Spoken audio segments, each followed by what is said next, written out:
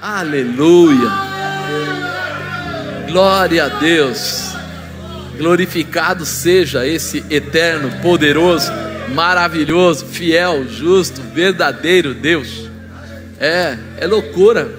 Aos olhos humanos é loucura, mas aos nossos olhos é confiança e certeza, é garantia de realização. Então, é isso aí. Abre o seu coração para glorificar sempre. Ele é o teu Deus. E nós estamos a cada primícia. Hoje é um dia de primícias, é o dia de honrar ao Senhor, é o dia de declarar ao Senhor toda a nossa convicção. Mas eu iniciei essa série agora, começa hoje, porque toda primícia a gente começa uma série nova. Serei firme nas dificuldades. Diga, serei firme nas dificuldades. Muitas vezes a gente tem visto aí as pessoas fraquejando nas dificuldades. Eles adoram a Deus, dizem que Deus é o Senhor da vida deles, que Deus pode todas as coisas, mas quando vem uma dificuldade, muitos abrem mão, muitos saem, muitos abandonam, muitos deixam. E aí você fica assim, peraí, é ou não é? Esse Deus é todo poderoso? Por que então o pessoal abre mão? Então por que o pessoal deixa? Por que o pessoal diz que se sente abandonado, largado, deixado? Normalmente é ao contrário. As pessoas é que abandonam a Deus, deixam a Deus e largam a Deus. O Senhor jamais te deixará, jamais te abandonará. Você lembra o que ele diz? Ainda que uma mãe abandone seu filho, eu jamais vos deixarei, porque eu trago o seu nome marcado na palma das minhas mãos. Está registrado, através daquele cravo, está registrado a sua salvação, a sua liberação e a sua transformação. Então eu serei firme nas dificuldades, porque eu tenho uma promessa de vitória. E no livro de Provérbios nós deparamos com uma boa orientação da parte de Deus. Provérbios 24:10 diz assim: se você vacila no dia da dificuldade, como será limitada a sua força? Se você vacila no dia da dificuldade, como será limitada a sua força? Isso é para que a gente comece a entender. Aqui, esse livro está falando claramente. Se na hora que vier a dificuldade você se encolher, você vacilar, você vir a ter dúvidas, então com certeza você não terá força, não terá ânimo, não terá graça, não terá determinação para poder ir até a promessa que o Senhor colocou. Lá no 11 ele fala assim: liberte os que estão sendo levados para a morte, socorra os que caminham trêmulos para a matança. É você que vai fazer isso. Mesmo que você diga, não sabíamos o que estava acontecendo, não o perceberia aquele que pesa os corações? Não o saberia aquele que preserva a sua vida? Não retribuiria ele a cada um segundo o seu procedimento? Deus conhece muito cada um de nós. E ele está falando aqui, peraí, se você for vacilar, se você for fraco no dia da dificuldade, como será limitada a sua força? Por quê? Porque ele está esperando que você lembre que a sua força não vem de você. A sua força vem de quem? Vem de Deus. Então ele fala que liberte os que estão sendo levados para a morte, socorra os que caminham trêmulos para a matança. Ele está dizendo assim: você precisa ter determinação para perseverar naquilo que Deus espera de você, naquilo que faz parte da promessa de Deus na sua vida. Há uma autoridade. E mesmo que você diga, não sabíamos o que estava acontecendo, tipo, a gente não sabia que o Senhor ia aparecer para nos ajudar, nós precisamos ter a convicção. Não o perceberia aquele que pesa os corações? Deus não perceberia que você está indo além das suas forças, mas está indo para salvar, para libertar, para socorrer aquele que precisa? Ele está te acompanhando, né? Não o saberia aquele que preserva a sua vida? Aqui, Kanosh Brahadai, existe alguém aqui que já recebeu algum milagre de Deus? E não saberia aquele que preserva a sua vida? Se Deus preserva a sua vida, se Deus conhece você, você acha que Ele não sabe dos momentos de aflição que você passa? Você acha que Ele não percebe que você realmente precisa ir além, ser fortalecido, ser estabelecido para grandes realizações? Ele sabe, né? não retribuiria ele a cada um segundo o seu procedimento? Ele não te daria a honra, né? Você olhou para ele e entrou na vontade dele, e ele vai responder a você naquilo que você se identifica com ele. Não retribuiria ele a cada um o seu procedimento, quer dizer, aquilo que você faz de bom? Você acha que Deus não reconhece? Que ele não está vendo?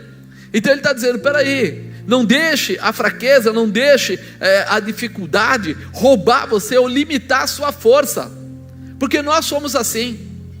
Muitas vezes quando a gente está perdendo ou ficando sem recurso, a gente se abate. Quando a gente está enfermo, a gente se abate. Quando um amigo nos trai, a gente se abate. Quando o governo faz alguma bobagem, a gente se abate. A gente fica ligado a tantas coisas e esquece que nós não dependemos deles para nada. Na verdade, a tua vida está debaixo do poder de Deus. A tua promessa não vem dessas pessoas, vem de Deus. E o Senhor é aquele que está aí para te guardar, para te fortalecer, para te liberar, para te transformar, para reconhecer todo o seu sacrifício e dar respostas a você. Deus, Ele sonda nossos corações e está pronto a responder com firmeza aos seus ensinamentos. O que quer dizer isso?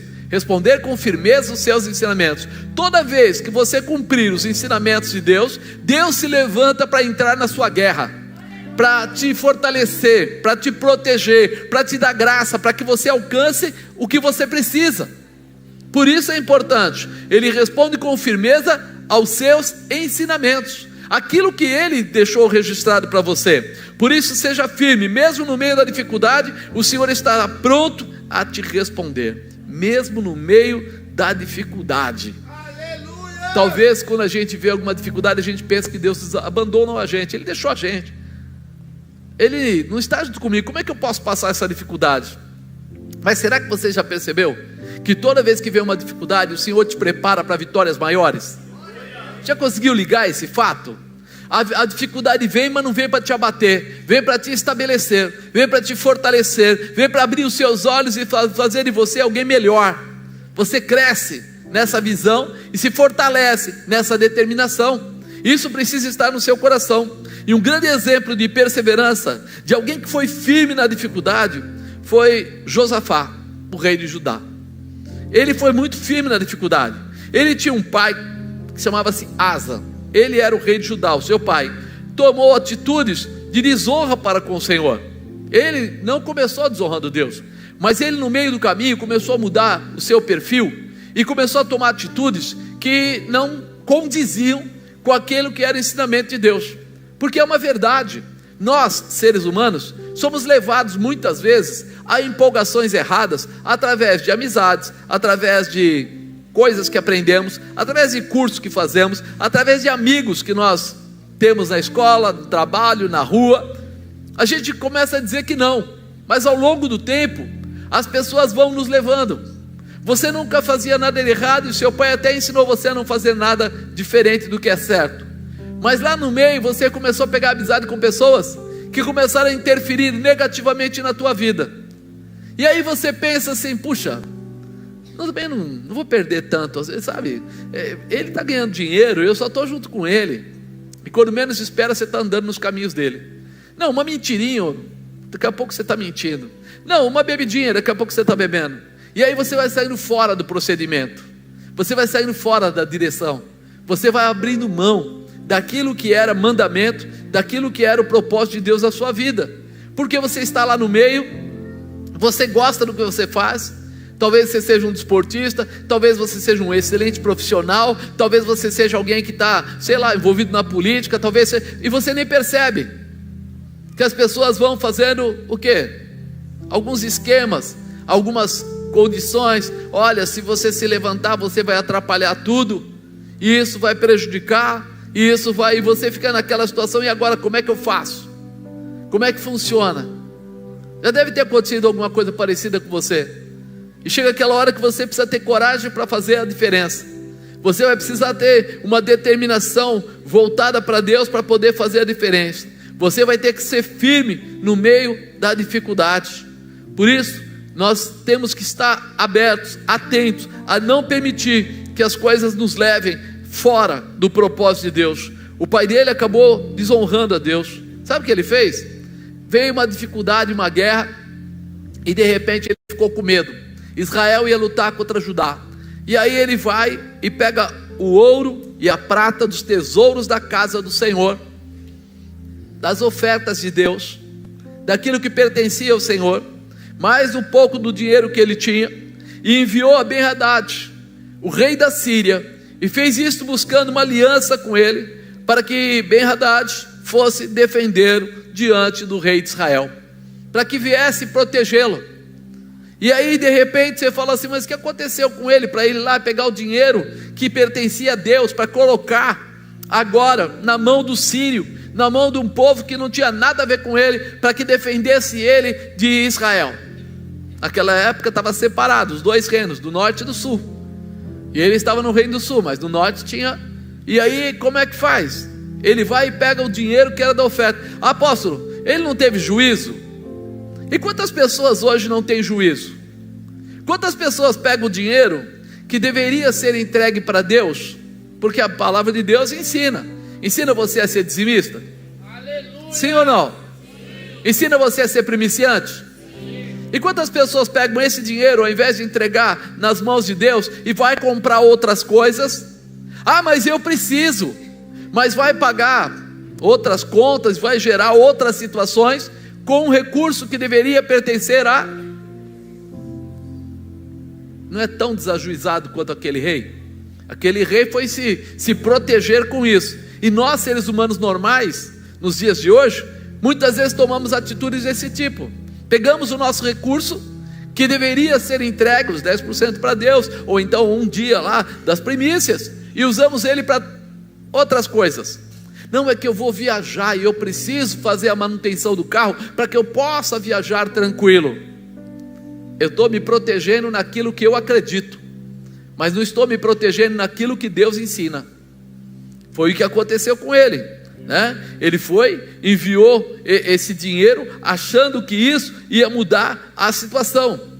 E naquele tempo ele ficou confiado no rei da Síria e achou que tudo estava certo. Mas aí Deus faz o quê? Deus manda um profeta para falar com ele. Enviou Hanani, o profeta, até Asa, rei de Judá, e lhe disse: por que confiaste no rei da Síria e não confiaste no Senhor teu Deus? Quantas vezes a gente confia em coisas humanas e abandona a nossa confiança em Deus? Aleluia! Quantas vezes a gente faz isso? E agora olhando para cá, a gente percebe que Deus sempre manda alguém para nos avisar.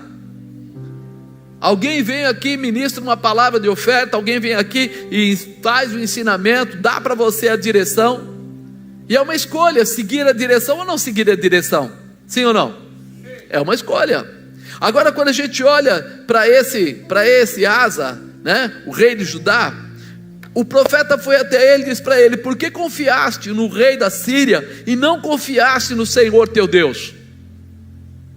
Porque a gente confia no patrão, a gente confia no gerente do banco, a gente confia até naquele pessoal que faz empréstimos errados aí, né? Os agiotas. A gente confia nos políticos, a gente confia em tanta coisa, mas por que não confiaste no Senhor teu Deus? Por que nós não colocamos o nosso coração na mão de Deus? Por que a gente não procura qual é a resposta de Deus para aquilo que nós precisamos? E esse profeta disse para ele: não venceste os etíopes e os líbios, que eram um grande exército, apenas confiando no Senhor, e ele os entregou nas suas mãos? Ele já tinha tido 2 guerras grandes, e nas 2 guerras grandes ele venceu confiando em Deus. Deus deu a ele os inimigos na mão dele. Eu perguntei agora há pouco: alguém já teve um milagre na sua vida? E as pessoas levantam a mão. Não levantaram a mão aí? Eu tive. Quer dizer que você confia numa parte, mas não confia na outra. Você confia que Deus pode curar uma enfermidade, mas não confia que Deus pode abrir porta de emprego. Não confia que Deus pode liberar a sua casa, abençoar o seu casamento, restaurar o que está quebrado lá na sua casa, o relacionamento com filho, com mulher, com filha, sei lá, alguma coisa assim. Vai procurar outros subterfúgios? Não, eu preciso comprar um videogame novo para ele, porque aí ele vai me ver com outros olhos. E Deus? Não pode ser o Senhor que vai restaurar, que vai liberar, que vai transformar, se Ele faz tantos milagres. E aí, sabe o que o rei Asa fez? Asa se indignou contra o profeta, ficou bravo com o profeta. Quantas vezes você já viu alguém vir trazer uma palavra de oferta a um dos pastores, e a pessoa dizer assim: essa igreja fala muito de dinheiro? Isso chama-se se indignar contra os profetas. Você começa a julgar as pessoas antes de olhar o que a palavra diz. Uma coisa é alguém tomar o que é seu fora de orientação de Deus. Outra coisa é quando Deus está falando o que nós devemos fazer e você se volta contra a palavra de Deus. Aqui, esse profeta representava o quê? A palavra de Deus. Deus mandou até ele. Mas aí o rei Asa ficou muito invocado. Sabe o que ele mandou fazer? Lançou ele na prisão. E também oprimiu alguns do povo. Ele falou: pô, quem é esse profeta aí para vir aqui e querer me mandar eu mudar aquilo que eu estou fazendo, ou dizer que o que eu faço é errado? Bota ele na cadeia, bota ele na prisão. E aí a próxima coisa, ele também oprimiu o povo, porque o povo percebeu que ele estava saindo fora do propósito, e ele não quis nem saber. Só que tem um problema: a Bíblia diz que não existe maldição sem causa. E aí ele vai, faz tudo isso, ele ouve o profeta, desobedece a palavra de Deus, coloca o profeta na cadeia ainda, ou seja, se levanta contra ele e acha que tudo está certo. Depois disso, caiu o rei Asa doente de uma enfermidade terrível em seus pés. Agora vem a maldição. A desobediência traz a maldição. O orgulho precede a queda. Isso é básico. Isso é básico.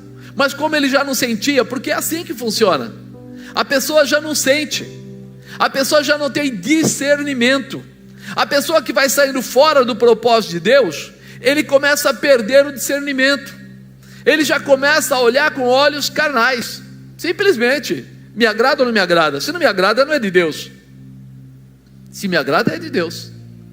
Agora você vai descobrir muitas vezes que muitas coisas que não te agradam são de Deus.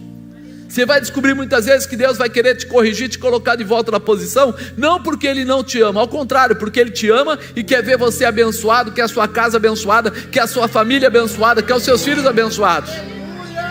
Só que nós preferimos nos voltar contra os profetas. A gente prefere, sabe, porque mas como assim se voltar contra o profeta? O profeta, ele tem que ser a boca de quem? De Deus. Então a primeira coisa que você deve ver, se o que ele está falando é o que está na palavra de Deus. Se está na palavra de Deus, pense duas vezes para se levantar contra, porque a palavra é de Deus. Quando você se levanta contra a palavra que é ministrada, você está se levantando diretamente contra Deus. Foi o que ele fez aqui.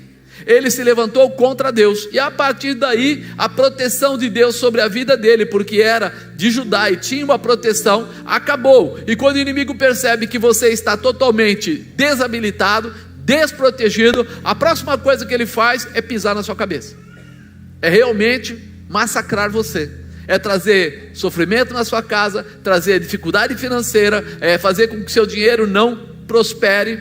Você sabe disso. Para que foi? Deus colocou mais de 37, eu lembro que até onde nós contamos um dia, 37 tipos de oferta. Mas duas básicas que a gente, ou três que nós corremos aí todo dia, a gente fala sobre dízimo, fala sobre primícia e fala sobre ofertas alçadas, né? E todas elas têm uma função. Quando você fala de primícias, você pega os primeiros frutos, entrega, e o Senhor faz com que a tua colheita seja abençoada. Unção de riquezas. Quando você fala de dízimo, ele fala de repreender o devorador, o migador, o cortador, o roubador. São demônios que vão roubar o que você tem, e ele fala, o jeito é entregar o dízimo. Quando ele fala de ofertas alçadas, ele fala de um estímulo de riquezas superiores, ou de projetos maiores do que aquele que você normalmente tem. E aí a gente fala assim, por que será que ele deixou isso? Por que será que ele deixou isso na palavra? Exatamente para que você não recaia na tentação de ir buscar dinheiro de forma desqualificada ou errada, e amanhã ou depois traga sobre a sua vida maldição e não bênção. Você começa a ver o que é que dá mais dinheiro: trabalhar o mês inteiro e ganhar um salário, ou vender alguns quilos de cocaína? O que é que dá mais dinheiro? De verdade, agora você não é crente, você é gente. Experiência própria. A cocaína é um problema sério. Você vai fazer mal para muitas pessoas. Não só já é um erro, já vem de forma ilícita, mas ainda faz mal para um monte de pessoas. E o final da pessoa que negocia isso, normalmente, ou é prisão, ou é o quê? Morte. E aí as pessoas às vezes não percebem. E é a mesma coisa, por isso Deus deixou maneiras de você enriquecer, de você prosperar, sem tocar em nada errado desse mundo, que é andar nos caminhos do Senhor. Quem que é o dono do ouro e da prata? Se Ele é o dono do ouro e da prata, você vai pegar dinheiro com malandro, você vai entrar no agiota, você vai tomar atitudes descabidas, e aí você percebe que tem coisas que cabem a nós. O Asa, o pai aqui, de Josafá, ele foi andando por um caminho perigosíssimo, ao ponto de ele agora estar enfermo dos seus pés, de uma enfermidade terrível, que acabou levando ele à morte. Diga, ele morreu.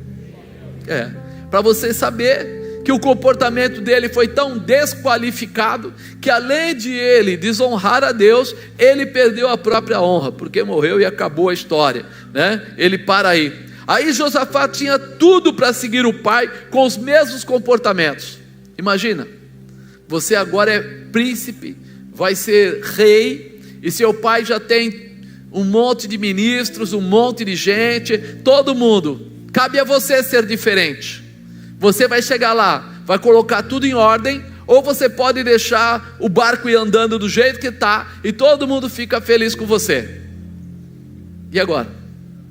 Josafá olhou e falou: eu vou colocar tudo em ordem, eu vou sofrer, eu vou ser firme nas dificuldades, mas eu vou me aproximar de Deus, para que houvesse uma grande capacitação maravilhas realizações, Ele entra nessa dimensão. E aí eu queria falar para você de 5 posicionamentos que estabeleceram ele e que estabelecem você também. 5 posicionamentos. Deixa eu ler a palavra primeiro para você, para que você saiba do que eu estou falando, que você possa entender. Está aí em 2 Crônicas 17, do versículo 1 em diante. Olha o que fala: e Josafá, seu filho quer dizer, filho de Asa, reinou no seu lugar, e fortificou-se contra Israel, e pôs gente de guerra em todas as cidades fortes de Judá, e guarnições na terra de Judá, como também nas cidades de Efraim, que Asa seu pai tinha tomado.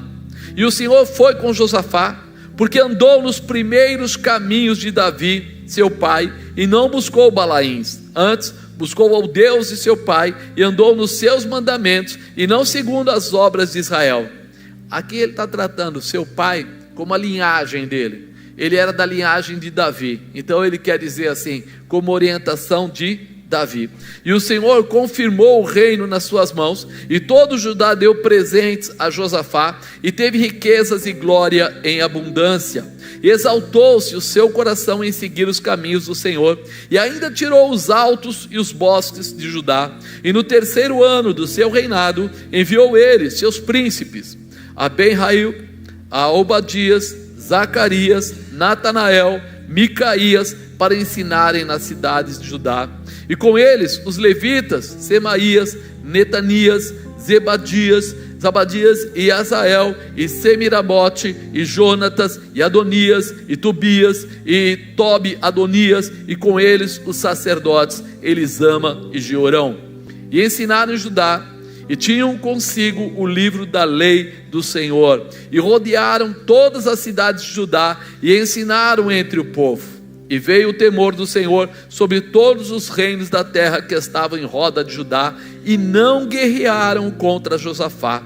E alguns dentre os filisteus traziam presentes a Josafá com o dinheiro do tributo. Também os arábios lhe trouxeram gado miúdo, 7.700 carneiros, 7.700 bodes. Cresceu, pois, Josafá, e se enriqueceu ou melhor, se engrandeceu extremamente e edificou fortalezas e cidades de munições de Judá. E teve muitas obras nas cidades de Judá, e gente de guerra, e varões valentes em Jerusalém. E este é o número deles, segundo as casas de seus pais em Judá. Eram chefes dos milhares, o chefe Adna, e com ele 300.000 varões valentes. E após ele o chefe Joanã, e com ele 280.000. E após ele Amazias, filho de Zicre, que voluntariamente entregou ao Senhor, e com ele 200.000 varões valentes. E de Benjamim, Eliada, varão valente, e com ele 200.000 armados de arco de escudo. E após ele Josabade, e com ele 180.000 armados para a guerra. Estes estavam a serviço do rei, afora os que tinha posto nas cidades fortes por todo o Judá. Aí você fala assim, ele conheceu as falhas do pai dele, ele viu quais eram as dificuldades, ele viu como o pai dele perdeu essa visão tão importante de seguir ao Deus Todo-Poderoso, e agora ele começa a ter os seus posicionamentos para se estabelecer novamente. Então 5 posicionamentos que te estabelecem. Primeiro, estabeleça Deus. Diga, eu vou estabelecer Deus. Ele fala, Josafá seu filho reinou em seu lugar, fortificou-se contra Israel e pôs gente de guerra em todas as cidades fortes de Judá e guarnições na terra de Judá, como também nas cidades de Efraim que Asa seu pai tinha tomado. E o Senhor foi com Josafá, porque andou nos primeiros caminhos de Davi. Antes buscou a Deus, ao Deus de seu pai, e andou nos seus mandamentos, e não segundo as obras de Israel. Ele tomou uma atitude aqui de mudança. Ele seguiu ao Senhor realmente dentro dos mandamentos do Senhor, não aquilo que ele achava, não aquilo que ele pensava. Ele sabia, eu preciso agora tomar uma atitude de mudança. As pessoas precisam reconhecer agora Judá como vinda de Deus, uma cidade que pertence ao Senhor. Então ele entendeu que seu pai não foi firme o suficiente para vencer as dificuldades espirituais que o cercavam. Então ele se posiciona tanto no secular quanto no espiritual para viver as promessas de Deus. Fala para a pessoa de lado, você vai ter que estabelecer Deus na sua vida.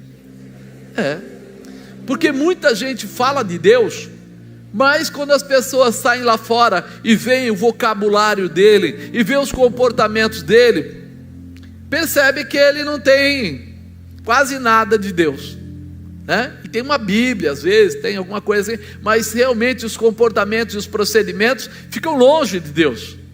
E nós precisamos mostrar com o nosso comportamento uma mudança. E a palavra declara que o Senhor foi com Josafá exatamente pelo comportamento que ele assumiu com Deus. Ele fala, porque andou nos primeiros caminhos de Davi. Deus olhou para ele e falou assim, olha, ele podia seguir o rei Asa, mas ele aboliu olhar para Asa para estabelecer olhar para Davi. A Bíblia diz que Davi era um homem segundo o coração de quem? De Deus. Então aí ele começa a mudar. Josafá assumiu o caminho de Davi e não aceitou andar com outros deuses. Buscou ao Deus do seu pai, andou nos seus mandamentos e não segundo as obras de Israel. Por que ele está falando segundo as obras de Israel? Alguém se lembra quem era o rei de Israel nessa época? Tinha um tal de Acabe lá. O rei Acabe, ele era um sujeito que queria vitórias políticas. E ele vai e procura um casamento maravilhoso. Casa com Jezabel. O que foi que você fez? O que tem demais ele ter casado com Jezabel? As nossas escolhas definem o nosso destino. Somos nós que escolhemos. Ele escolheu ficar com Jezabel porque juntando os reinos ele ia se sentir muito poderoso. Mas quando ele juntou com Jezabel, ela trouxe com ela alguns deuses que ela servia e alguns sacerdotes que andavam com ela. E aí formaram lá 850 profetas. A maior parte lá, vamos falar, entre Acera e entre Baal. Aleluia! Agora imagina que de repente ele, sendo rei de Israel, aquele local era chamado de povo de Deus. Colocar esse tipo de situação, imagina que o nosso irmão Acabe já não tinha mais voz própria, ele queria poder, e ela veio com poder, ela veio com o poder de dominar a mente dele e fazer dele capacho. Então muitas vezes ele foi tomando atitudes erradas, porque ele ia conversar. Quem aqui é casado? Você conversa com a sua esposa? E quantas vezes você chegou com uma ideia, conversou com a esposa e ela mudou a sua ideia?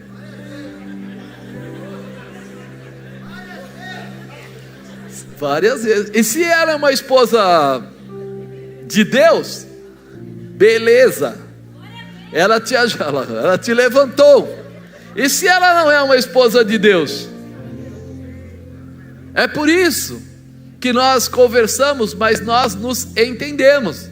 Nós colocamos a nossa base, como foi falado aqui, com a base de Deus, os mandamentos do Senhor.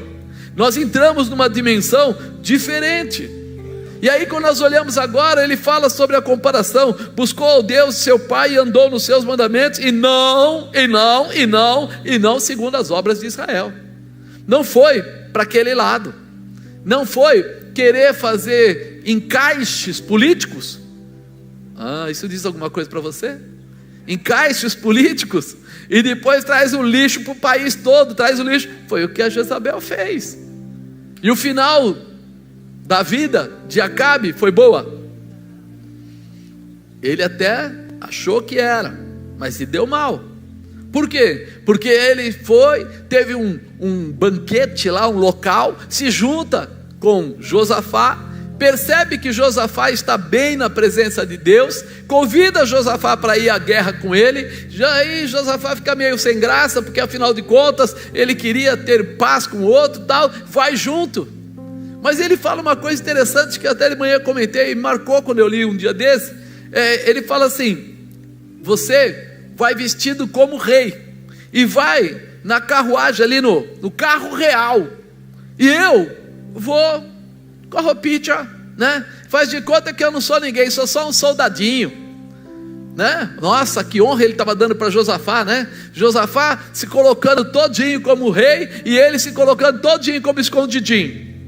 E aí eles vão para a guerra. Quando chega o inimigo baixa a portaria do quê? Faz o quê? Olha, é o seguinte, pessoal, nós não queremos uma guerra longa. Então a primeira coisa, quando o rei morre, a guerra acaba, o povo volta para a sua terra e acabou. Então não vamos tentar matar todo mundo, vamos diretamente sobre o rei. A gente vai e mata. Quem eles viram agora? Josafá. A única coisa que Acabe não contou é que Josafá tinha parte com Deus, tinha intimidade com Deus. Estava aqui falando que ele estava debaixo dos mandamentos do Senhor e que ele cumpria a mesma palavra que Davi cumpriu. Quando o pessoal foi para atingi-lo, perceberam que ele não era Acabe. Deixaram ele para lá, largaram ele para trás, abandonaram Josafá e não mataram, nem atingiram Josafá. Mas a Bíblia diz que uma flecha lançada sem muita direção, sabe aquela bala perdida que tem lá no Rio de Janeiro? Uma bala perdida foi e justamente acertou quem? Acabe. A flecha entrou entre a proteção e a armadura, e entra e vai diretamente, praticamente ao coração, ao próximo do coração. E aí o que acontece com ele? Morreu. Mas espera aí, o outro ele mandou colocar toda a indumentária, colocar no carro oficial. O pessoal não deu uma flechada nele, nem deu uma paulada nele, nem nada, porque ele estava debaixo da proteção de quem? Agora Acabe estava debaixo da proteção de quem? De Deus não era. Eu não vou falar que é de Satanás, que vai ficar mal, o rei de Israel, mas de Deus não era, porque uma flecha perdida, uma bala perdida no meio de todo aquele monte de soldados, ia acertar justamente o sujeito, e não acertou na couraça, acertou na abertura. Isso, nós começamos a ver qual era a diferença. Por isso que ele falou aqui, andou nos seus mandamentos e não segundo as obras de Israel, porque havia uma diferença no comportamento de Josafá e uma diferença no comportamento de Acabe. E não é que Deus falou assim: eu não gosto de Acabe, mata ele e pronto. Não, Deus não faz isso, não precisou fazer. porque Acabe muitas vezes se arrependeu e voltou atrás, mas ele voltava atrás, aí ele ia para casa, entre um soninho e outro, encontrava a senhora, sua esposa, e voltava a tomar atitudes erradas. Ele um dia cismou com Nabal, com as uvas, né? As parreiras de Nabal, e ele foi lá e falou para ele: eu quero comprar suas terras. Ele falou: ó, isso aqui é uma herança de família, eu não tenho como dar, isso aqui é a alegria da nossa família. Ele falou: pô, eu quero comprar. Não tenho, papá, não vou vender. Não vendeu. Ele volta para casa e encontra Dona Jezabel, e ela estava assistindo a sessão da tarde, devia ser a Globo, estava lá assistindo a sessão da tarde, aquela coisa toda, vendo os demônios passarem, e daí de repente ele contou para ela: mulher, porque homem frouxo é assim. Aí eu falei: o que foi, marido? O que aconteceu, lindo? Quem magoou você? O Nabal não quer vender. Aí ele falou assim: vai descansar, meu rei, que eu vou dar um jeito da história para você. Foi lá, colocou 2 pessoas lá para dizerem que Nabal tinha mentido, ou tinha feito algo contra Deus, e colocou uma determinação: tinha que morrer. Mataram Nabal morre, e aí as terras ficam livres, e ele toma posse das terras, e ele fala: pronto, marido, está feito para você. Você acha que Deus vai se agradar numa família dessa? Não foi Deus que abandonou Acabe, foi Acabe que abandonou a Deus. Não é o caso de Jezabel, porque ela nunca esteve em Deus, ela nunca esteve com Deus, nem por Deus, é outra história. Mas ele, que era o rei de Israel, que deveria defender os mandamentos do Senhor, perdeu. Por isso ele morreu, e ela também morreu e foi comida pelos cachorros. Então a gente começa a ver que nós precisamos entender o nosso chamado. A primeira coisa: estabeleça Deus na sua vida, né? Primeira coisa, estabeleça Deus na sua vida. Segundo posicionamento que se estabelece: busque a confirmação do Senhor. Busque a confirmação do Senhor. O Senhor confirmou o reino nas suas mãos, e todo Judá deu presentes a Josafá, que teve riquezas e glória em abundância. Não vou nem olhar riqueza e glória em abundância, vou deixar para o segundo lado, vou olhar para o começo do versículo. E o Senhor confirmou o reino nas suas mãos, e todo Judá deu presentes a Josafá. Confirmou o reino. Como Deus confirmou? Quando Deus te confirmar, quando Deus se agradar dos seus comportamentos, respostas virão de todos os lugares. Glória a Deus. Você não é íntimo de Deus porque você dá uma oferta grande. Você não é íntimo de Deus porque você é amigo do pastor. Você não é íntimo de Deus porque você comprou 20 Bíblias. Você não é íntimo de Deus porque um dia você aceitou Jesus. Você é íntimo de Deus porque você anda com Ele, você está na proximidade dEle, porque você quer fazer aquilo que Ele te orienta. Por isso, quando Ele fala: o Senhor confirmou o reino nas suas mãos, todos vão reconhecer. Se é o reino é a união de povos. Então, peraí, quando Deus confirma o reino nas mãos dEle, o povo fica a favor dEle. Fica a favor dEle, é o que Ele fala: teve riquezas e glória em abundância.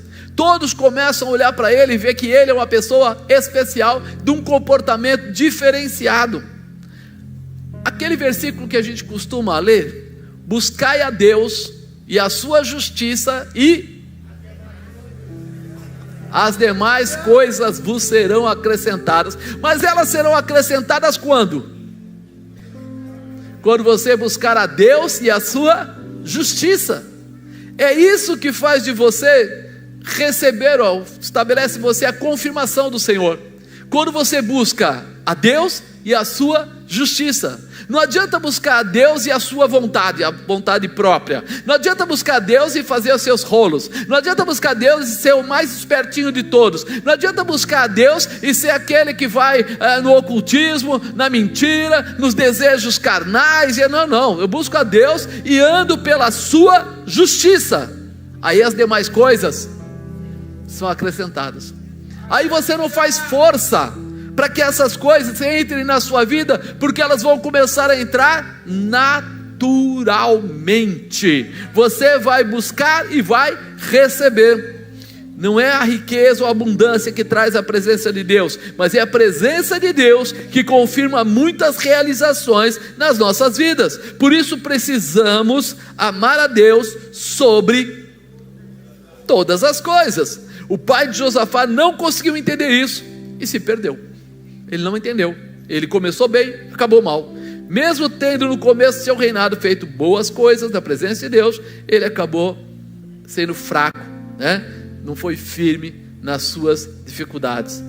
Lembra disso. Busque sempre a confirmação do Senhor na sua vida. Você tem que saber quem é o Deus da sua vida, porque quando eu quero a confirmação do mundo, eu faço as coisas que alegram as pessoas, o mundo. Mas quando eu quero a confirmação de Deus, eu faço coisas que alegram o coração de Deus. Isso precisa ficar no meu coração.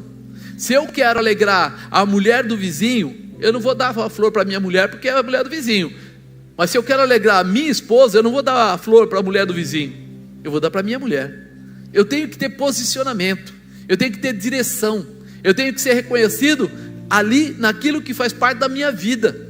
E nós muitas vezes temos visto as pessoas sendo reconhecidas pela sua sabedoria humana. Bacana, mas isso acaba. Interessante, mas perde o valor. Antigamente alguém que sabia alguma coisa, você imagina? Alguém que sabia explicar alguma coisa, nossa, esse cara é um gênio, é um gênio, é um gênio. Hoje você vai no Dr. Google e você coloca lá, o que acontece? As respostas aparecem. Piorou ainda, apareceu aí um sistema mais moderno ainda, que até outro dia alguém falou para mim assim: se você quiser uma pregação, você coloca o tema e ele faz a pregação para você. Se eu tiver que fazer isso, é melhor parar, né, irmão? Fala a verdade.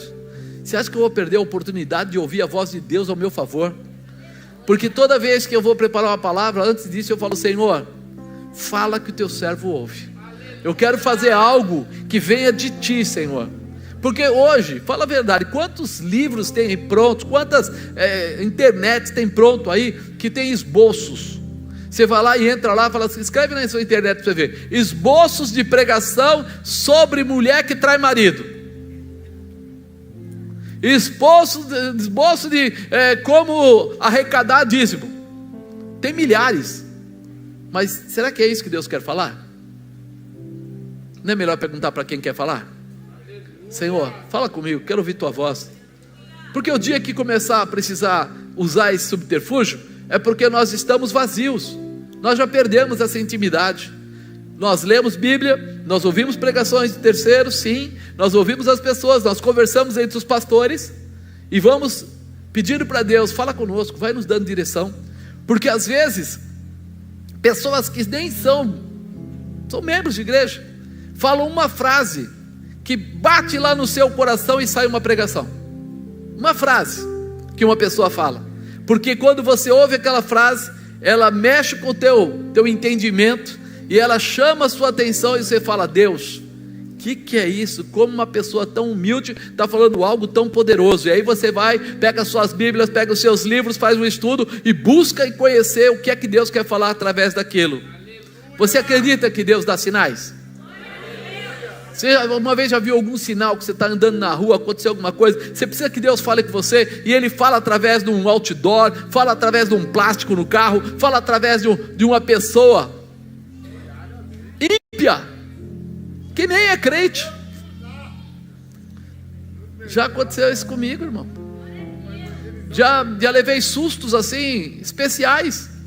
Eu falei, há muito tempo, começando a ir para a igreja, eu orando, e ali pedindo no carro, dirigindo o carro, tal, não sei o que. Eu estava com um Vectra a mais ou menos 120, 130 por hora, e falando: Senhor, não vai dar certo, o Senhor sabe que isso não dá certo, o Senhor não sei o que lá e tal. Fala comigo, Senhor, se o Senhor quer mesmo que eu entre por esse caminho, fala comigo. Passou uma Brasília, não estou falando mal, a mais ou menos uns 160 por hora.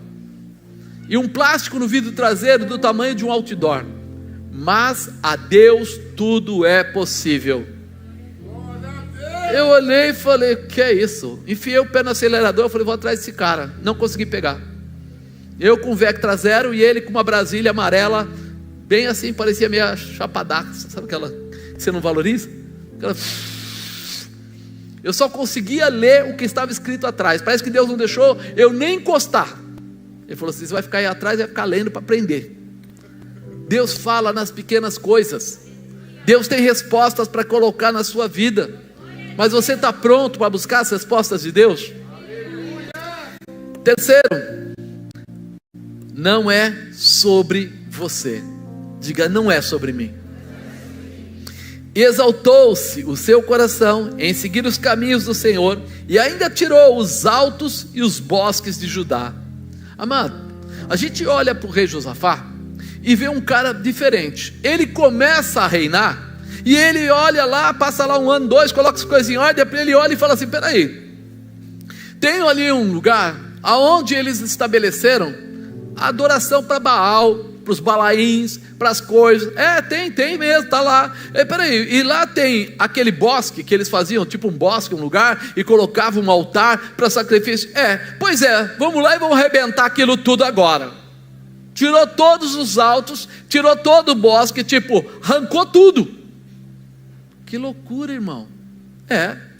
Por quê? Porque ele não estava procurando ser o gostosinho da turma. Ele não queria ser o bonzinho. Ele não queria ser o amiguinho. Ele queria ser aquele que representava a presença de Deus. E Deus não aceita, não divide a sua glória. Deus não divide a sua glória. Deus é o Senhor soberano e eterno. Ele não aceita que você tenha cochear em dois pensamentos. É Deus e Mamon, é Deus e Baal, é Deus e os Balaíns. Não, ele não aceita isso. Então a primeira coisa que ele percebeu: peraí, não é sobre mim, não é sobre eu ser o bonzinho no meio das pessoas, né? Na política tem muito isso. Para ser bonzinho com esse, com aquele, faz isso, aquela vai ficar feliz, mas é errado. Mas não tem nada de errado. A gente vai tirar proveito, vai chamar os amigos, cuida desse, ajuda o bandido, faz o que quiser, mas faça para ganhar os pontinhos. Aqui não. Ele falou: peraí, não é sobre mim, não é sobre você, é sobre Deus. Nós precisamos estabelecer o nosso coração na presença de Deus. A sua casa tem que ser estabelecida na presença de Deus. O seu trabalho tem que ser estabelecido na presença de Deus. Não é sobre você. Tem gente que está enganado, tem crente que está perdido. Ele acha que ele é realmente a azeitona da empadinha, que ele é o cara, que não tem, o céu muda, a terra muda, tudo muda por mim. Não é sobre você, é sobre Deus. Ele é o Senhor, Ele é poderoso, tremendo, glorioso, fiel, justo, verdadeiro, eterno. E é Ele que vai mudar a tua história e vai mudar a tua vida, vai abençoar a tua casa, vai abençoar a tua família, vai restaurar tudo que está caído. É Deus. Não é sobre você, não é. Coloca isso no seu coração, porque o orgulho já derrubou muita gente. O orgulho precede a queda, e nós estamos precisando matar esse miserável desse orgulho. Porque o que a gente costuma falar, você ouve bastante isso: o mundo jaz do maligno. Quem é o pai do orgulho? Satanás. Então a primeira coisa que eu tenho que desfazer, jogar fora, perder, deixar, é o orgulho. Porque ele só me leva para perto do inferno, não para perto de Deus, não para perto do Senhor. Jesus se humilhou até a morte de cruz. Ele jogou fora o orgulho para cumprir a vontade do Pai. Por isso ele alcançou o objetivo.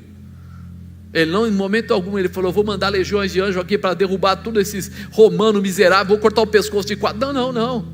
Ele sabia: tem que ser derramado o sangue de um justo para pagar os pecados deste povo.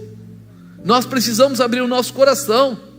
Versículo 7: e no 3º ano do seu reinado, enviou ele os seus príncipes a Ben-Hail e a Obadias, Zacarias, Natanael e Micaías, para ensinarem nas cidades de Judá, e com eles os levitas, Semaías, Netanias, Zebadias, e Azael, e Semiramote, e Jonatas, e Adonias, e Tobias, e Tobi-Adonias, e com eles enviou também sacerdotes, Elisama, Jorão, e ensinaram em Judá, e tinham consigo o livro da lei do Senhor, e rodearam todas as cidades de Judá, e ensinaram entre o povo. Ele mudou a história. se precisam conhecer a Deus, eu não posso mandar qualquer um. O que ele fez? Ele chamou os príncipes, falou para os príncipes: vem cá, o Roger, vem cá, ou fulano, começou a chamar só o príncipe: vem cá, vocês vão andar por essa cidade, vão falar com as pessoas. Aí os príncipes falaram: a gente vai, mas sabe o que é? A gente vai falar, mas será que os caras vão acreditar? Aí ele falou assim: então vou mandar os levitas. Aí chamou o pastor Fábio: pastor Fábio, pega todos os seus músicos, pega todos os seus tocadores, pega todas as meninas da dança, pega todos aqueles que estão ligados a vocês aqui na adoração, levitas, e vai junto. Aí ele falou: a gente vai, mas seria bom se a gente fosse com mais força. Ele falou: ah, é? Então tá bom. Então agora chama os pastores: pastor Henrique, pastor Sandro, pastor Fabinho, pastor Ricardo, cada pastor, pastor Márcio, pastor Marcelo, pastor Rogério, ei, todos os pastores vão também. Agora imagina, quando aquele povo começou a ver, chegar em cada local, em cada bairro, em cada situação, chegavam príncipes, chegavam levitas, chegavam sacerdotes, para falar do Deus Todo-Poderoso, para falar que Josafá seguia a esse Deus Todo-Poderoso, e que gostaria que todos tivessem a mesma visão. Você acha que alguém tinha dúvida? Você acha que alguém tinha dúvida? O cara fala que é crente e depois é pego com dinheiro lá na política. Você acha que alguém vai acreditar que aquele sujeito é crente em alguma coisa? A minha pessoa de repente é crente, mas está lá fora falando mal, atacando, mentindo, roubando, adulterando, fazendo, bebendo, tomando seus tingué, fazendo isso e aquilo. Você acha que alguém vai acreditar que Deus é bom através dessas pessoas? Josafá sabia. Então ele falou assim: me chama os príncipes, me chama os levitas, me chama os sacerdotes, porque são eles que vão levar a verdade. Quando eles chegavam, as pessoas tinham respeito por eles, ouviam eles e entendiam: se Josafá está alinhado com Deus desta maneira, então ele não é simplesmente mais um, mas ele é aquele que é guardado por Deus. Quando Abraão precisou, ele venceu ou não venceu? E Isaac, e Jacó, e Davi. E a gente começa a andar pela Bíblia e começa a ver que os heróis da fé, eles passavam dificuldades, mas Deus se levantava por eles, Deus andava com eles, Deus protegia eles, Deus abatia por eles, porque eles eram da intimidade do Senhor. Não é sobre você, não era sobre Josafá, mas era sobre o poder de Deus que estava estabelecido. Por isso fala aqui no 10: e veio o temor do Senhor sobre todos os reinos da terra que estavam em roda de Judá, e não guerrearam contra Josafá. Eles não guerrearam contra Josafá, mas não foi por causa de Josafá, foi por aquilo que Josafá representava. Quando o pai, que ele chama aqui, Davi, entrava numa guerra, ele perdia? Eu não conheço nenhuma guerra que Davi perdeu.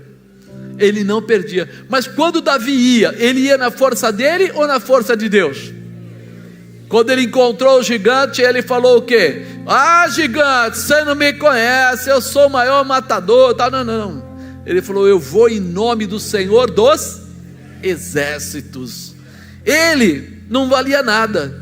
Não era sobre ele, não é sobre você, não é sobre Josafá, mas é sobre Deus. Quando você entender que não é sobre você, você vai entender que a vitória já está decretada para você, mas não com você. Através do Deus Todo-Poderoso, sua casa é visitada, sua família é visitada, seu trabalho é visitado, sobre tudo é baixé para caixa cantarabai. Todo lugar que você colocar as suas mãos será lugar abençoado, porque não é você, mas é Ele que está com você, e a glória dele se estabelece na sua vida. Você entende isso?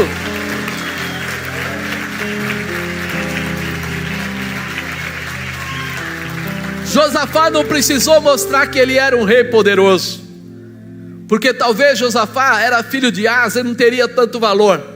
Mas quando falaram que a presença de Deus estava restaurada em Judá, o povo tremeu. Peraí.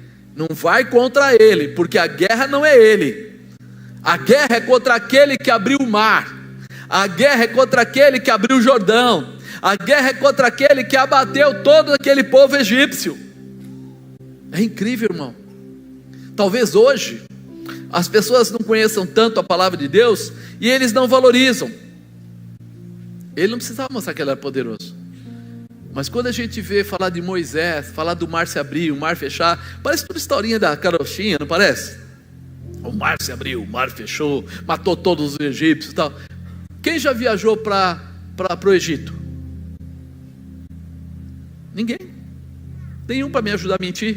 Não, para me ajudar a explicar? Vai até o Egito, dá uma olhada lá, você não vai acreditar. Você vai ver que tem uma pequena parte onde fica o primeiro-ministro, e ali até o viaduto é todo embaixo de granito, é muito bonito o negócio ali e tal, mas quando você anda um pouquinho para lá, não é quilômetros, 200 metros para lá, 200 metros para cá, 200 metros para lá, você só vê pobreza, você não vê riqueza nenhuma, você vê muita poeira, muita sujeira. E quando você está andando, você anda lá, às vezes, acho que dá uns 15 minutos ou um pouco mais, tá? Até um pouco mais, você anda com o ônibus, com o pessoal que está andando, e você vê um muro branco, muro pintado a cal, branco, enorme. E quando você vê esse muro, a primeira pergunta que todo mundo faz, o que é isso? Né? O que tem aí dentro desse lugar? Você vê umas partes quebradas e tal, e aí o pessoal fala assim, essa aqui é a cidade dos mortos-vivos. Você fala, mortos-vivos? Que conversa é essa? Vocês já foram em algum cemitério que tem aquelas tumbas, que tem um quartinho do lado, que era antigamente se usava? Se você for no cemitério da Consolação, nesses lugares, você encontra. Lá, o que se fazia? As pessoas iam enterrar, então enterravam lá dentro, embaixo do piso, aquela coisa toda, ou dos lados, lá nas caixas, mas lá dentro tinha um quartinho, uma cozinha pequenininha, um banheirinho bem pequeno. E aquele lugar era usado para quando você fosse velar alguém que morreu. Mas a coisa levou eles a tal nível de pobreza que as pessoas começaram a não ter nada, lugar para ficar. Então onde eles passaram a morar? Aonde? No cemitério. Dentro de onde? Dos túmulos. Ai, apóstolo, que triste. É verdade, é triste mesmo. É triste porque você vê as crianças correndo praticamente sem roupa. Quando a gente fala da África, fala dos lugares, pensa que é alguma coisa muito diferente.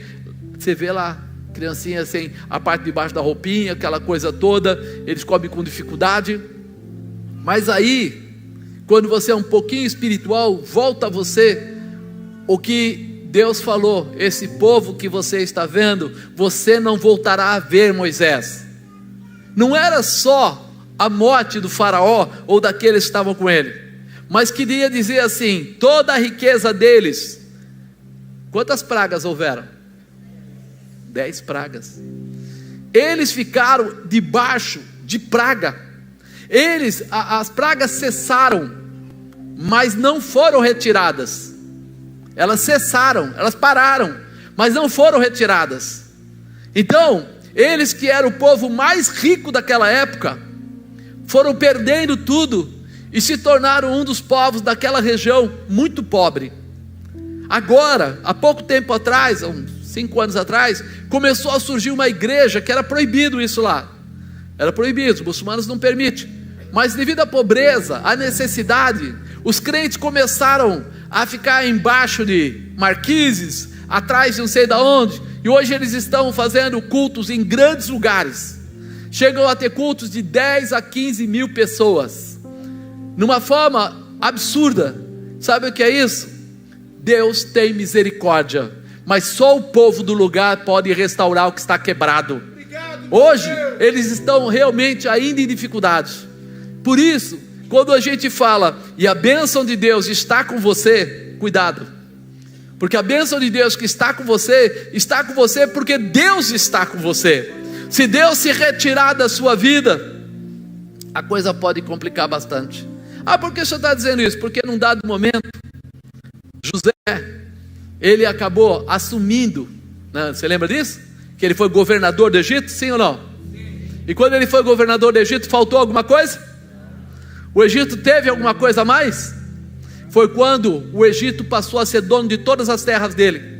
Aquele povo, né, começou assim: olha, vai vir 7 anos de bonança, e 7 anos virá uma grande dificuldade. E aí eles chamam né, José para revelar esse sonho. Ele revela o sonho e diz: olha, o que Deus manda dizer é que o Senhor coloque alguém para governar o Egito, e esse que vai governar vai juntar esses 7 anos de prosperidade, essa comida, vai guardar, e quando vier a dificuldade, você vai vender essa comida para as pessoas, e elas virão buscar o alimento. Foi quando o próprio pai de José, os irmãos dele, vieram para ficar com ele. E aí naquele momento, primeiro, as pessoas tinham dinheiro e vieram comprando desordenadamente, e tudo bem, acabou o dinheiro. O que aconteceu depois? Começaram a dar os seus animais porque eles iam morrer, entregaram os seus animais para poder comer, mas acabou os animais.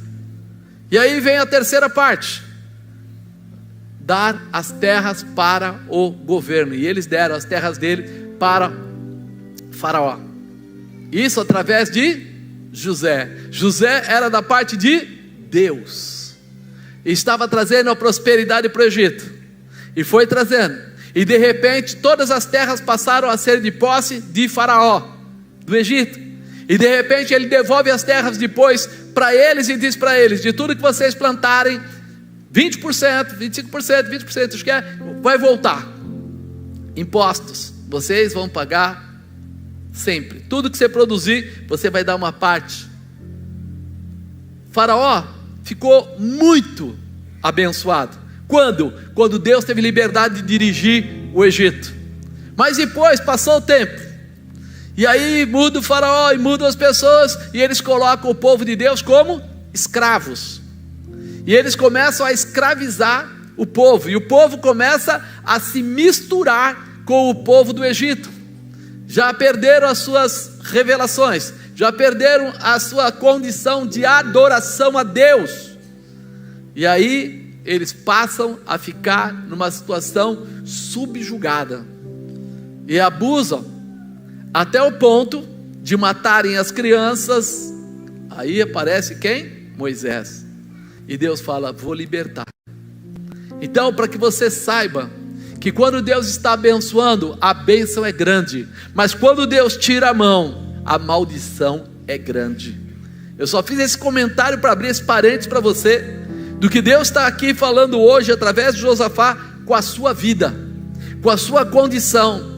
Você vai fazer a vontade, não a sua, mas a de Deus, porque como eu disse para você, não é sobre você, é sobre Deus. Sua casa pertence a Deus, sua família pertence a Deus, seus filhos vão crescer na sabedoria do Senhor, os filhos dos seus filhos serão prósperos, porque estarão debaixo da palavra e da vontade de Deus. Então não permita nunca que pareça que você é grande, mas estabeleça sempre Deus como o Senhor da sua vida, o Senhor da sua casa, o Senhor da sua família, o Senhor de toda a sua realização. Veio o temor do Senhor sobre todos os reinos da terra que estavam em roda de Judá, e não guerrearam contra Josafá. Socorro bem presente na hora da angústia. O Senhor está sempre pronto. O seu Deus, ou o meu Deus, segundo as suas riquezas, suprirá todas as vossas necessidades em glória. É Deus que vai te dar prosperidade, é Deus que vai dar saúde para a sua família, é Deus que vai abençoar o seu esposo, a sua esposa, o seu filho, a sua filha, é Deus que vai trazer a cura e a restauração, é Deus que vai liberar o melhor para você. Mas não esqueça disso, não é sobre você, mas é sobre o seu Deus. Não esqueça, não deixa que ninguém entre na sua vida para dizer assim: não, é porque você é muito sábio, não, é porque você é muito inteligente, não, é porque você é estudado, não, é porque você dá certo, não, é porque você tem sorte. Diga para essa pessoa: é porque Deus é o Senhor da minha vida, é por isso. É dessa maneira que minha vida mudou, é dessa maneira que a saúde bateu a minha porta, é dessa maneira que a prosperidade entrou, é dessa maneira. Não é sobre você, mas é sobre o seu Deus. Serei firme nas dificuldades. Quarto posicionamento: você honra a Deus e Ele responde. Diga: eu honro a Deus e Ele responde. Aleluia. Não é uma troca, mas é um princípio. Honrar a Deus é o nosso posicionamento. E alguns dentre os filisteus traziam presentes, e a Josafá, com o dinheiro do tributo, também os arábios lhe trouxeram gado miúdo, 7.700 carneiros, 7.700 bodes. Cresceu, pois, Josafá, e se engrandeceu extremamente, e edificou fortalezas e cidades de munições em Judá. Quando a gente olha para isso, você fala assim: puxa vida, ele honrou a Deus, e Deus reconhece todo o sacrifício que você fizer. Amado, se você der uma oferta para Deus, pode ser R$1 ou 1 milhão. Se você entrou num jejum, pode ser meio-dia, 1 dia, 2 dias, não importa. Tudo que você fizer para Deus terá resposta de Deus. Ele sempre vai olhar para você com olhos de pai. Quando a gente olha para isso, fala: olha, você honra a Deus, e ele responde. O Josafá começou a honrar a Deus. E aqui fala assim: alguns dentre os filisteus traziam presentes a Josafá. Você imaginou? Se você pegar a história toda de Israel, a história toda do povo de Deus, você vai ver que filisteu sempre foi inimigo, sempre foi briga, sempre foi luta, nunca foi paz. Como pode os filisteus trazerem presentes para Josafá? Aí você começa a ver a resposta de Deus, como Deus se move a favor. Os filisteus eram um povo que eles chamavam de Belial, povo de guerra. Na verdade, os ferreiros, os que faziam lança, que faziam espada, que faziam bons escudos, eram filisteus. Eles eram um povo que tinha uma facilidade incrível para desenvolver armas. Desde a época de Davi lá atrás, já acontecia isso. Já acontecia. Eles eram aqueles que pegavam qualquer pedaço de metal e criavam algum tipo de arma, alguma espada, alguma faca, alguma coisa eles faziam. Eles tinham essa facilidade. Os ferreiros eram todos dele. Tanto é que quando Israel teve dificuldades, a primeira coisa que os filisteus fizeram foi tirar todos os ferreiros do meio deles, para que eles não tivessem capacidade de construir armas, porque era deles essa posição. E agora a gente olha aqui e fala assim: peraí, eles trouxeram presentes a Josafá, e também os arábios trouxeram gado miúdo. Eles trouxeram assim, um bodezinho, uma ovelhinha. Foi isso? O que diz aí? Ele trouxe 7.700 carneiros, 7.700 bodes. Você percebe que quando Deus quer dar marca, Ele dá marca? Por que 7.700? 7 e 7 é um número de Deus, número da perfeição. E Ele quer mostrar assim: não é que eles estão dando por dar, não, eles estão dando porque eu estou mandando. Eles vão dar quer queira, quer não. E você começa a entender o quê? Muita coisa na sua vida não aconteceu porque você tentou arrastar pela sua força. Mas o dia que você entender que você deve honrar a Deus em primeiro lugar, você vai receber até o que você não espera. Você vai colher até o que você não plantou. Porque a Bíblia diz isso: aquele que colhe até o que não plantou é Deus. Foi Deus que faz isso. É dele essa capacitação. E cresceu, pois, Josafá, e se engrandeceu extremamente, edificou fortalezas e cidade de munições em Judá. O ato de honrar a Deus é o de colocar a Deus em primeiro lugar. Diga: colocar a Deus em primeiro lugar. Lembra que a gente fala? Amar a Deus sobre todas as coisas, primeiro lugar, como um ato de primiciar. Mesma coisa. Quando a gente fala assim: por que Deus orientou eles que a primeira parte da colheita deveria ser levada na mão do sacerdote? Porque era uma declaração: o sacerdote representava a Deus, leva lá. Mas o sacerdote vai pegar e ficar sentadinho? Não, o sacerdote vai fazer a parte dele. A parte de quem plantou era pegar os primeiros frutos e levar até o sacerdote. A parte do sacerdote era levantar ao Senhor, balançar e orar para que a prosperidade e a bênção da riqueza de Deus descesse sobre toda aquela colheita. Você percebe como Deus trabalha nos detalhes? Ele não deixa ninguém ficar encostado. Todo mundo tem algo para fazer. Alguém é abençoado porque plantou e está colhendo, já é uma bênção. Mas aí ele vai levar até o sacerdote. Agora o sacerdote vai ser abençoado lá, vai, mas ele vai ter que abençoar também. É troca, é manifestação. Dai e dar-se-vos-á, boa medida, recalcada, sacudida, transbordante, vos trarão no vosso regaço. Você abençoa e você é abençoado. Você vai honrar ao Senhor e o Senhor vai responder a tua condição de honra, porque Deus merece o nosso melhor, porque Deus merece ser o primeiro. Até os filisteus estavam presenteando Josafá. Pense naquela pessoa que não gosta de você, mas que agora está vindo trazer presente na sua casa. Você já pensou nisso? Aquela pessoa que falou mal de você, que está doidinha para interpelar, atrapalhar você, e de repente quando você olha lá, ela aparece. Você fala, peraí, cuidado com esse presente que é perigoso. Mas como diz, quem tem medo, cuida, né? Eles estavam cuidando. Se quando o filisteu, quem era o filisteu? Golias, lutou contra Davi, chamou uma guerra, olhou para aquele garoto e disse para ele: sou por acaso cachorro para você vir com pau e pedra? E o garoto deu-lhe uma pedrada e cortou a sua cabeça. Ele falou: pera aí, é da linhagem, é da mesma estrutura, eles estão vindo de novo. Josafá foi se apegar justamente, né, com o Deus de Davi. Ele é da mesma linhagem. Será que você é da mesma linhagem? Você está com esse clamor de Deus no seu coração, dizendo: Senhor, eu quero te honrar, eu quero andar pelos teus caminhos. Os filisteus perceberam logo que era hora de dar presente. As nossas primícias, quando são entregues na direção certa, se movem ao nosso favor, trazendo muito mais do que nós esperamos. Traz muito mais, porque a bênção de Deus promove não só uma multiplicação, mas uma multiplicação diferenciada. Quando aquele pessoal ia fazer a colheita deles, eles iam, traziam molho e voltavam para continuar.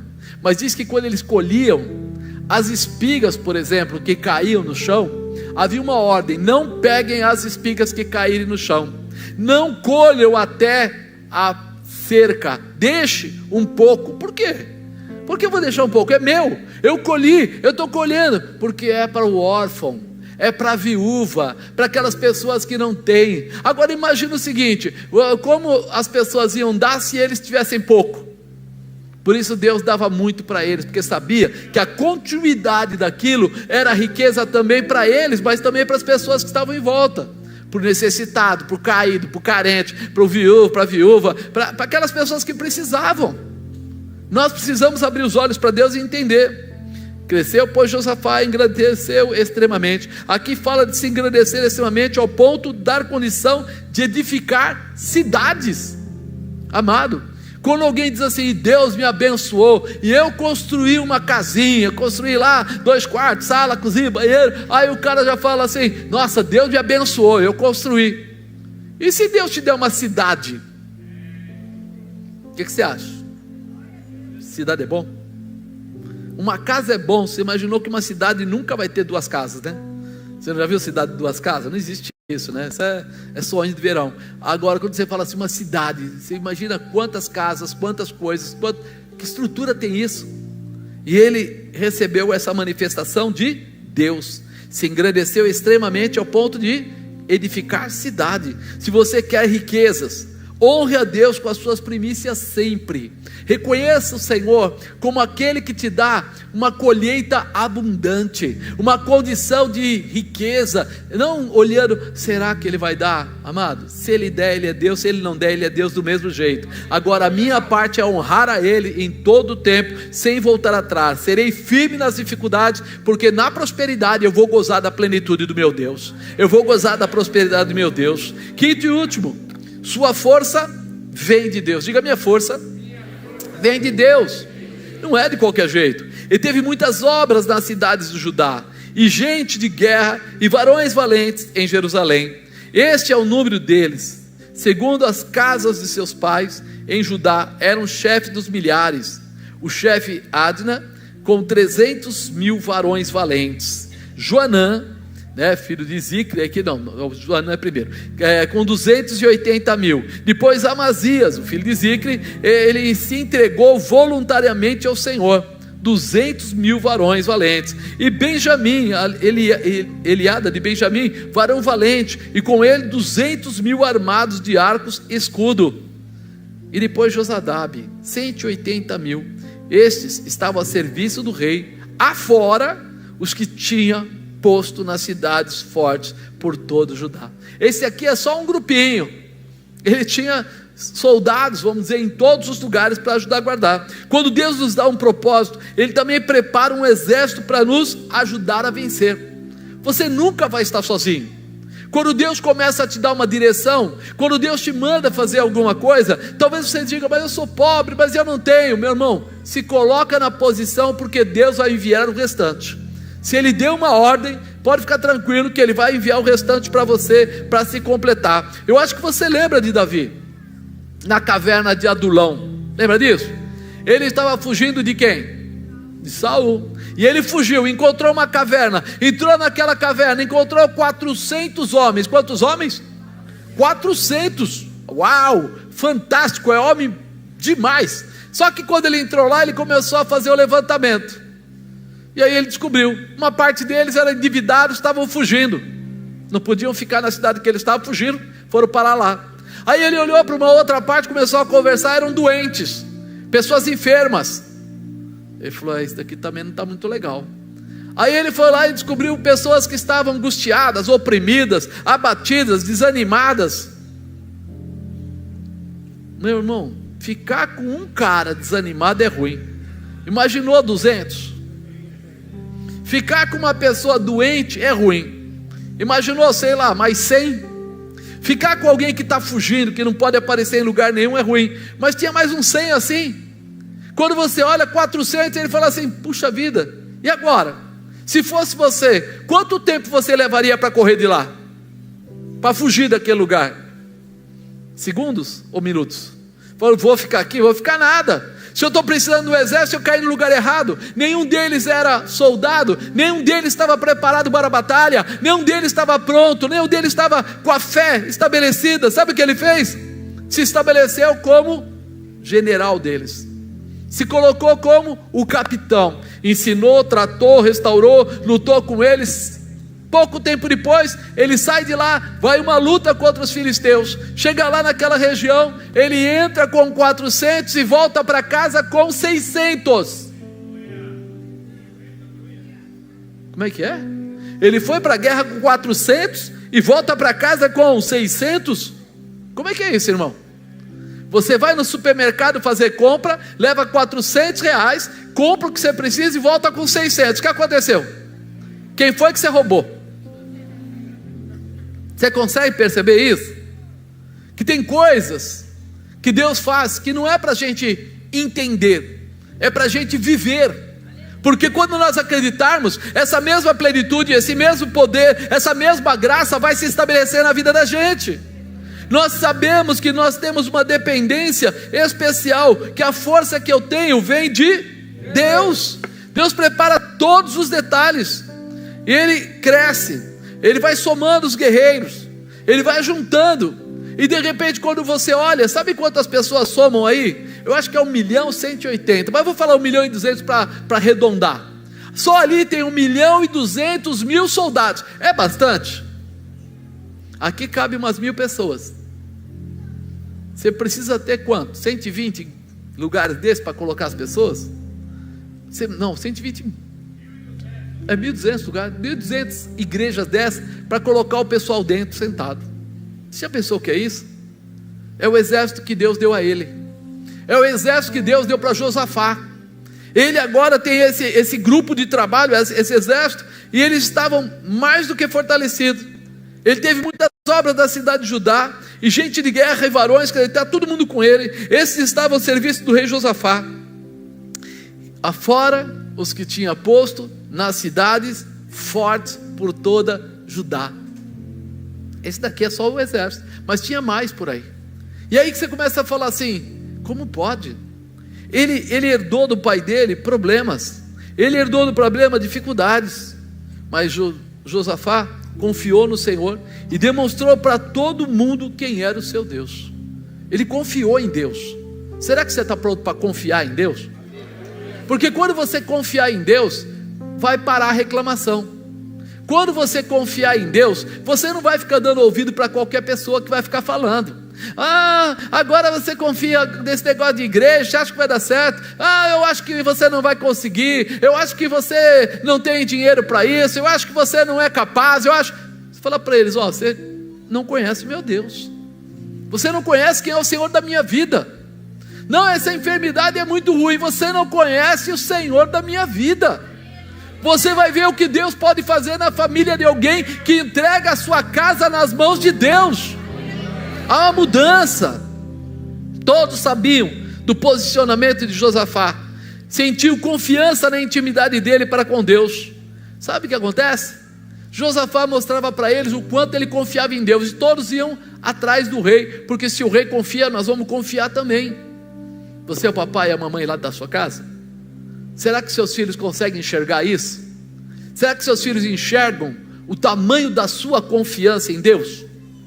Ou será que eles falam assim: não, tem um dia que eles estão cheios de fé, tem outro dia eles estão cheios de reclamação, tem um dia que eles fazem tudo certinho, tem outro dia que eles dão um chapéu em todo mundo, engana, faz rolo, mentira. Sabe aquelas crianças que de repente o pai fala assim: filho, não come sem orar, mas o filho olhou para o pai e o pai nunca orou na mesa?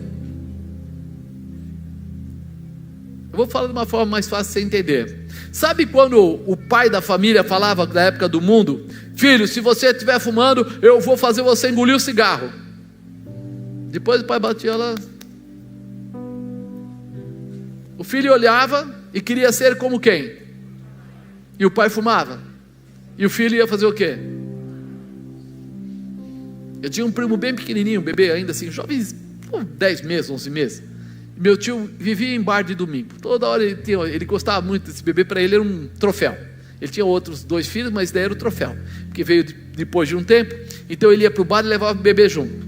Aí um dia, alguém brincando, pegou a chupeta da criança, enfiou na cerveja e pôs na boca da criança. E a criança estranhou. Aí ele achou engraçado, foi lá e fez de novo. Sabe como acabou isso? A criança internada, precisando ficar lá um tempão, tomando soro, fazendo isso e aquilo, porque ela parou de comer e não comia mais. Ela não quis mais comer, ela queria só a cerveja. O que o filho aprendeu com o pai?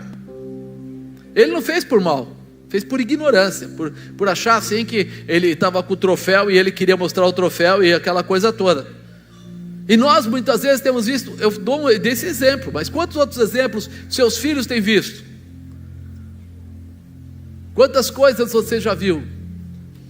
Eu vi uma briga dentro de uma padaria, a gente estava lá, era jovem, e de repente uma criança estava junto com o pai lá, você acha que era o pai dele, e começaram a brincar com a situação. Meu filho é macho, meu filho é macho, meu filho é macho. Eu não sei se o pai falou, se alguém falou, se era uma brincadeira. Ele foi até a parte da traseira de uma moça e deu um beliscão nela, mas ele era pequeno, ele tinha uns 3 anos. O namorado da moça estava assim a 1 metro e pouco. Ele falou: moleque, tá, não sei o que. Aí o pai falou: pô, você estava falando assim com meu filho? Ele falou: é o seu filho? É, então eu não vou bater no filho, vou bater no pai. E socou o pai. Brincadeiras, ensinamentos, orientações formam o caráter das pessoas. Mesmo sem saber, aquela criança tomou uma atitude que causou um tumulto dentro da padaria. Foi um tal de segura aqui, empurra lá, aquela coisa toda, por uma idiotice. E nós muitas vezes, estamos tendo comportamentos errados perto de pessoas que vão levar as pessoas a acreditar que isso tem alguma influência de Deus, quando não tem. Não tem. Deus, Ele não aceita nenhum tipo de comportamento que possa distanciar você do céu. Não aceita. Então cuidado, se prive daquilo que não é, daquilo que atrapalha, daquilo que bloqueia, porque Deus quer trazer à sua vida algo maior. A sua força precisa vir de Deus. Então o teu ensinamento tem que vir de quem? Comece a mostrar na sua casa, comece a fazer períodos de oração na frente de seus filhos, comece a mostrar para ele quem é mais importante, a Netflix ou Deus? Quem é mais importante, estarmos juntos ou videogame? Quem é mais importante? Porque isso, amado, não nasceu com eles, muito embora hoje está quase nascendo, porque tem criança de 1 ano recebendo celular, né? Já foi vários médicos falar na internet que criança pequena não deveria jamais pegar no celular, mas tem crianças aí com 2 anos, 3 anos, sendo incentivadas a ficar, para ficar quieto, fica quieto, mas está formando o caráter dele, formando a mente dele, atrapalhando o cérebro dele. Então nós precisamos entender, o que ele precisa aprender é que existe um Deus todo poderoso, um Deus maravilhoso, um Deus tremendo, que as coisas que ele faz têm retorno. Então o Senhor verdadeiramente é o teu pastor e nada te faltará. Nunca se esqueça, sua força vem de Deus. Josafá orou a Deus, Josafá colocou Deus em primeiro lugar na sua vida e no seu reino. Suas primícias são uma declaração de honra ao Senhor. Josafá valorizava o seu relacionamento com Deus na presença de todo o reino de Judá. Todo mundo sabia. Quando a criança é pequena, papai, coloque a oferta na mão dela também. Ensina. Mas por quê? O que vai mudar se eu deixar ela entregar R$1, R$2, R$3, R$5? O que vai mudar? Tudo. Para ela vai passar a ser parte da vida dela, ser alguém que oferta na presença de Deus. Na vida dela vai começar a ter uma declaração. A oração não deve ser a oração da morte, a oração do último minuto, a oração do cansaço, quando todo mundo vai ali no lugar, já um caindo pelas tabelas, outro com a cabeça na cama dormindo, o outro, quer dizer que você está mostrando o quê? Deus merece o nosso resto. Não, Deus não merece o nosso resto. Deus tem a minha estrutura, o melhor de mim. Ore em outro horário, então, faça alguma coisa, mas mostre que Deus é importante, mais importante do que tudo que você está fazendo, mais importante do que a festa, mais importante do que as coisas que estão acontecendo, porque ele vai crescer com esse grau de importância no coração, e haverá força, haverá autoridade, haverá realização. Deus quer ser Deus da sua vida. Deus quer ser Deus na sua família. Deus quer ser Deus lá onde você trabalha. As pessoas precisam ouvir a sua voz e receber essa manifestação. Josafá, ele valorizava o seu relacionamento com Deus, na presença de todo o reino, e o Senhor respondia com prosperidade e poder tudo que ele realizava. Até os inimigos traziam oferta na mão de Josafá.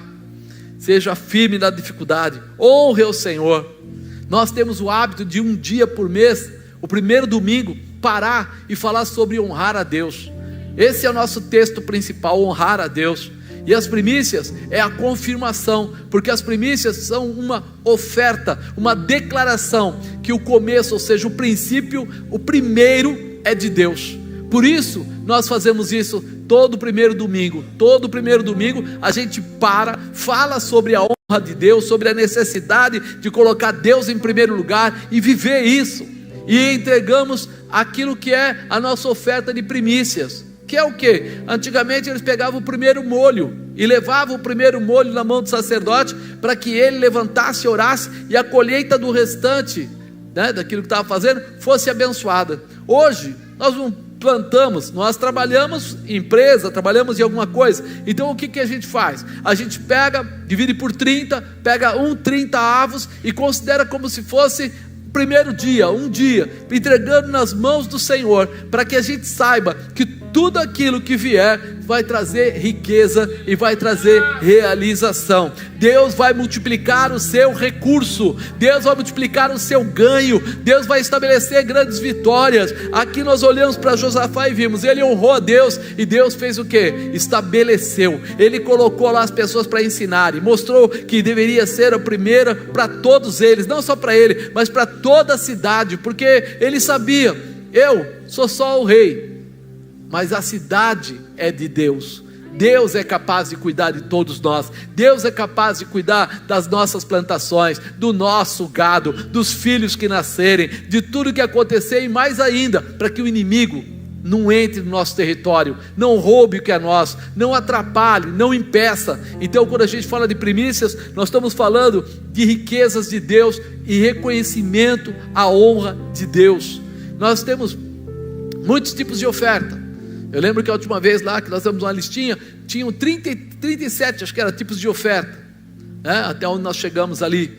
Mas como os dias de hoje é muito mais difícil de falar de cada uma e até explicar, e o povo muitas vezes, né, fica reticente com isso, a gente acaba gravando 3 pelo menos, 3 motivos. Primeiro, realmente as primícias, entrega dos primeiros frutos. Segundo, dízimo, 10%. As primícias trazem aí a riqueza, os dízimos fazem com que se repreenda o devorador, o migrador, o cortador, o roubador, ou seja, aquele que quer causar na tua vida. Sabe aquilo que fura pneu, sabe aquilo que de repente quebra lá a parte elétrica da sua casa, que causa enfermidades momentâneas, que quando você vê, ia sobrar dinheiro naquele mês, não sobra porque gastou com isso, com aquilo. Dízimo repreende esse tipo de demônio. E as ofertas alçadas, quando você quer algum intuito especial de riqueza ou de realização, você coloca uma oferta alçada. O que é uma oferta alçada? É uma oferta que seja maior do que o seu dízimo. Ela tem que ser maior que o seu dízimo. É uma oferta alçada, é uma oferta de um valor maior, ou um propósito, é outra coisa. Mas nisso nós entendemos que honrar a Deus sempre vai trazer uma resposta. Mas apóstolo, adianta eu só dar o dinheiro e fazer as coisas tudo errado, do jeito que eu quiser? Não é isso que Deus fala. Se você tem algo contra alguém, deixe sua oferta sobre o altar, vai se reconciliar com a pessoa, depois volte e entregue a sua oferta. Ele quer dizer, eu não quero simplesmente uma parte, eu quero você todo, eu quero você inteiro.